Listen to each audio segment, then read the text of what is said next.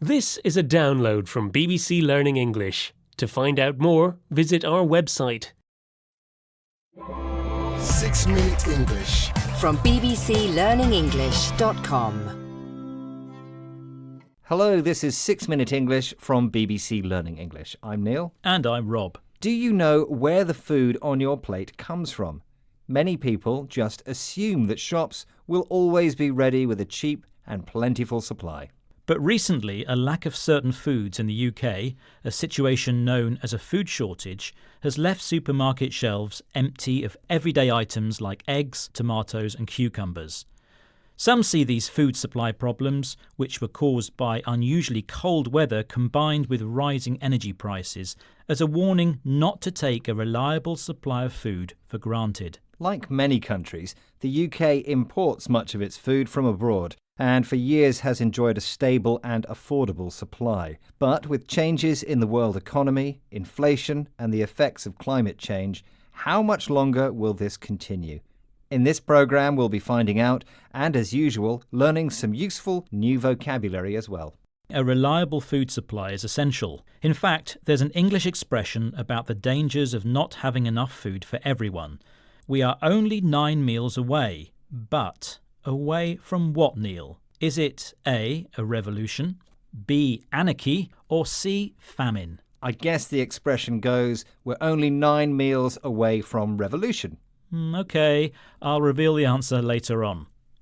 Besides difficulties in importing food, some countries are also producing less food than they used to. In the UK, many farmers are selling their apple orchards to housing developers rather than struggle with increasing production costs. Here's Adam Leyland, editor of The Grocer magazine, speaking with BBC Radio 4's The Food Programme. The forecast is for the lowest levels of production since records began. And when you think about how much investment there has been in glass houses and polytunnels since 1985, in a way that's transformed UK supply, quite frankly, the fact that this is what's being forecast is extraordinary. Adam says that British food production is at its lowest since records began, a phrase used to mark the point in the past when people started writing down an account of something rather than just remembering it, so that the information could be used in the future. Production is decreasing despite improvements in how food is grown, especially the use of glass houses and polytunnels. A glasshouse is a large greenhouse, a building with glass sides used for the commercial growing of fruit and vegetables. A polytunnel is a similar structure, but made using plastic instead of glass. However, it's not only Brits who are worrying about the production and supply of their food.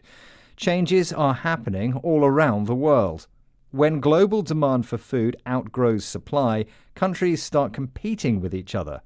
According to Oxford University's Professor Charles Godfrey, an expert on the global food system, we're now living in a less connected, less collaborative world, a world which he says is deglobalizing. Deglobalization involves sourcing food nearer to home, domestically or from neighbouring countries. While this sounds positive, Professor Godfrey is worried that deglobalization makes it harder to supply food to parts of the world which cannot produce enough for themselves. Here he shares his concerns with BBC Radio 4's The Food Programme.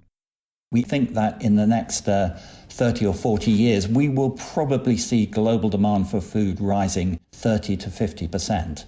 And I think a question is, should the UK be stepping up to help meet that demand, given that we have a very sophisticated home agriculture? Or you could argue completely the opposite, that we live in a country where we're very depauperate for biodiversity.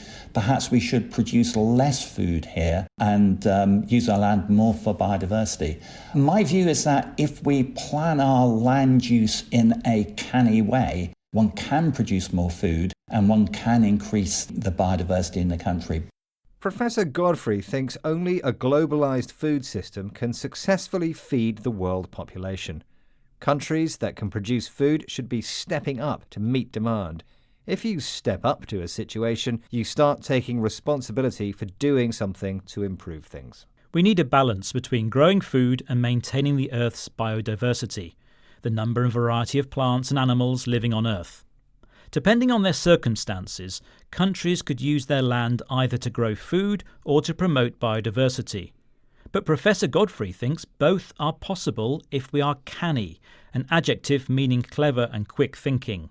Feeding the world is an urgent global challenge with serious consequences, as mentioned in that English expression. So maybe it's time you revealed the answer to the question, Rob. Yes, I asked you to finish the saying, we're only 9 meals away from.